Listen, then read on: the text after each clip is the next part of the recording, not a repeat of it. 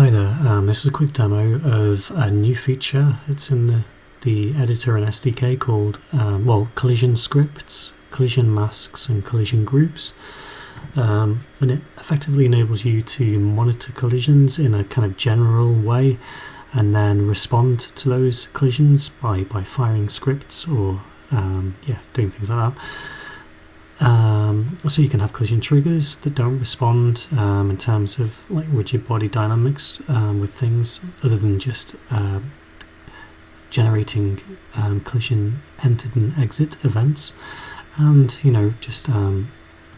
as well as collisions with collidable things with collision response. I'm just going to give a quick demo. So in this very simple scene, this familiar scene in the editor, it's a small kind of platform level, and then so I've added you can just add any old mesh for the sake of argument, just a sphere, and then I want to basically have this ball when it collides with this mesh to effectively trigger a script, and the script is going to cause a box up here to fall down out of the sky and then crush the player, like you do. So how do you do that? Why would you want to do that? No, how would you do that? Okay, so to do that, the first thing we have to do is effectively what we're trying to do is trying to say when this thing enters here, fire a script. So the first step is to add a rigid body to this collidable trigger volume thing. So to do that, add a rigid body object component to the thing in question. Now if it's a trigger only, if you're only interested in the triggering of the collision, not in the actual object itself bouncing and colliding with things, i.e. you don't want any collision response, then you can disable collision response. That's typically what you'll do for collision triggers. And there's also something called a collision group and a collision mask, and those two things are bit masks, and effectively the collision group is a bunch of bits and each bit represents a group, and the collision mask is a bunch of bits and each bit represents the group with which you're going to collide. So I'll talk about that more in a second. So once you've attached a rigid body to a thing, a trigger mesh, the next thing you want to do is add a collision script, and a collision script is going to has two functions in there. You'll see, to add it, you add a collision script component. The collision script component is processed in a cache-friendly manner, and will be fired if the rigid body to which this thing is attached, object, collides with something, according to this group and mask, as to be discussed shortly. And then if it does, a collision enter script is going to get executed and a collision exit script is going to get executed, and this is arbitrary code that you can put in the script lower in case of this sort of engine. So what does this script do? Well, I put it in an editor earlier. So here's on collision entered. It takes, so this is part of the collision script, one of the two functions, and it provides three arguments. This event excuse me, I got a cold. When this fires in this collision script, it's got three arguments. That's a reference to the object to which the component is attached. Time is the time of collision, and contact is the point of collision. If you go to the documentation, it's not that clear, but if we go to the class list and look for the collision script component, and then in the it's really not that obvious. There's a collision contact struct, and that contains two members, object B, which is a reference to the object to which the thing's collided, and the point is the point of collision. So collision script on collision entered, three arguments, this, time, contact, and then your block of code. And in this case, the block of code is going to locate a thing called a drop box. That's the box in the sky, and it's going to get that box's rigid body object component, if it has one, and it's going to activate it, which is going to add it to the simulation, and that's going to cause it to drop because it has mass. And then all of that you can basically configure in this thing. So the Dropbox here, just to show you, the Dropbox has a rigid body attached, has some mass, 1 kilogram, and then yeah. So collision groups and masks. So this by default all objects that have rigid bodies are in collision group 1 and mask have a collision mask of 1. What does that mean? It means that collisions are generated when a pair of objects collide, and that collision pair share a common group.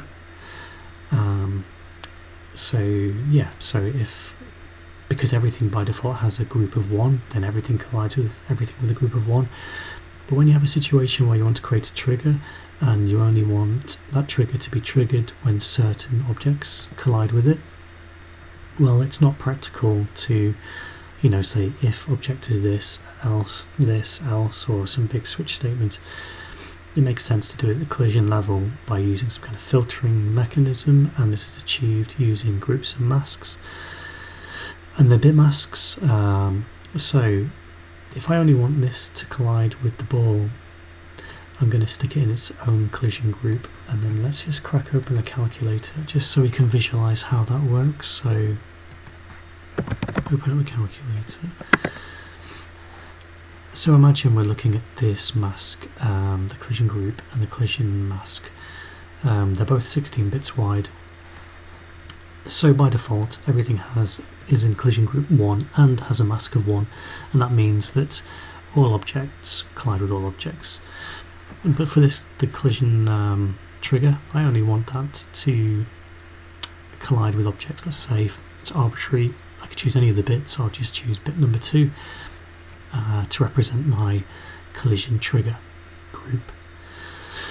So we can see the second bit, obviously 2 to the 1 is 2, so that's going to be a collision group, collision mask, because I want to collide with similarly objects in group 2.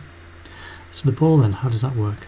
Well, I want the ball to collide with everything with a collision group of 1, i.e. platforms, plus everything with a collision group of 2. So I need to make sure that it's going to collide with everything in collision group 1 and everything in collision group 2. So 2 to the 0 is 1, 2 to the 1 is 2 to the 0 is 1, yeah, 2 to the 1 is 2, 2 plus 1 is 3. So to get those 2 bits set, to be a member of those 2 collision groups, you provide a collision group value of 3 and 3.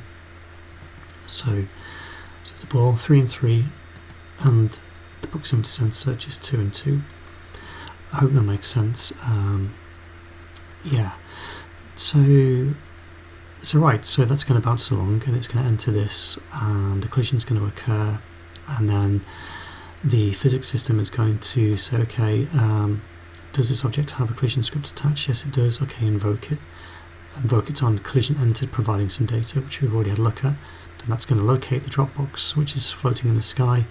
It's going to activate it, add it to the simulation. It's going to cause it to fall on the player. Yeah. So let's see that in action. So yeah, so the ball has passed through the collision trigger. The groups are compatible. It generates a collision triggered event that causes the box to fall, and that's basically it. So yeah, you can see that groups and masks are a really powerful way of arranging things. But probably can also see that over time, I mean, in this particular scenario, it's quite a simple level, but I can imagine as the levels get more complicated, there's going to be scripts and components scattered all over the place, and locating those, it's not going to be obvious at first glance, at least, how these things are wired up to each other. So that's kind of an interesting challenge. But yeah, so obviously with the proximity sensor, it has all the kind of usual properties a scene object has, a scene item in this kind of SDK's parlance, so it may or may not be visible. Yeah, and I've attached a text component as well, just so I can say this is a mesh, this is a collision, trigger. Again, enable, show, hide. Yeah.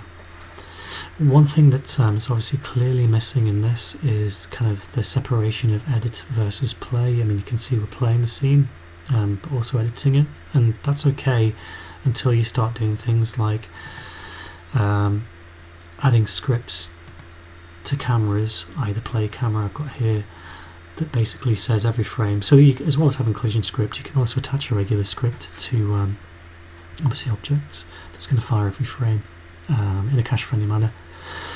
But yeah, so the problem is this script is basically kind of moving with the ball. So just to give you an idea, so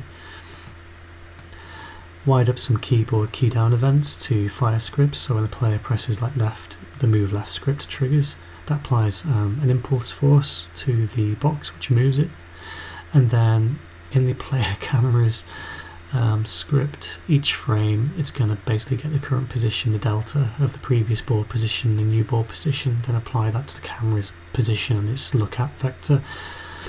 So it all gets a bit hairy really quickly, but then that's the same in many other engines, to be honest. I think there's no real easy way to kind of hide that complexity, but it's finding it that's the problem. And I think a way in making it easier to find is like having a standard with respect to how you apply these things. So for instance, like, you know, you could apply the collision script as I did to this proximity sensor mesh thing. That's kind of how it makes sense, I guess, to my brain. You could as well have applied it to some other object in the scene, like, you know, for instance, in i.e. the pair, i.e. the ball, but just kind of makes more sense to be in there. But like I say, over time, it could be a challenge trying to organise all that stuff. One last thing, in the previous kind of release, I added a little kind of sort of frustum visualization thing, because I wanted to kind of debug the octree and the frustum culling, and so yeah, so the way I won't go into too much detail because I just wanted to talk about collisions, and probably most people watching this know what a frustum is, but effectively it's just the visible kind of region of space, and it's affected by parameters on the camera, but you can enable show and hide the frustum for a camera, and for a scene manager you can specify the culling camera so you can visualize. So for the octree I've said, you know, call the octree objects using the player's camera, so that I can visualize it from another point of view, and I've set up a couple of other cameras and then wired them up to keyboard events. Again, you can do all this in the editor with no coding. Zero coding, which is kind of the standard these days, but yeah, I'm just, you know, just having a mess around and just trying to create a game eventually, hopefully, but just yeah, just having a bit of fun with all this stuff. So yeah, that's it basically, so thanks for watching. Yep, see you soon, bye.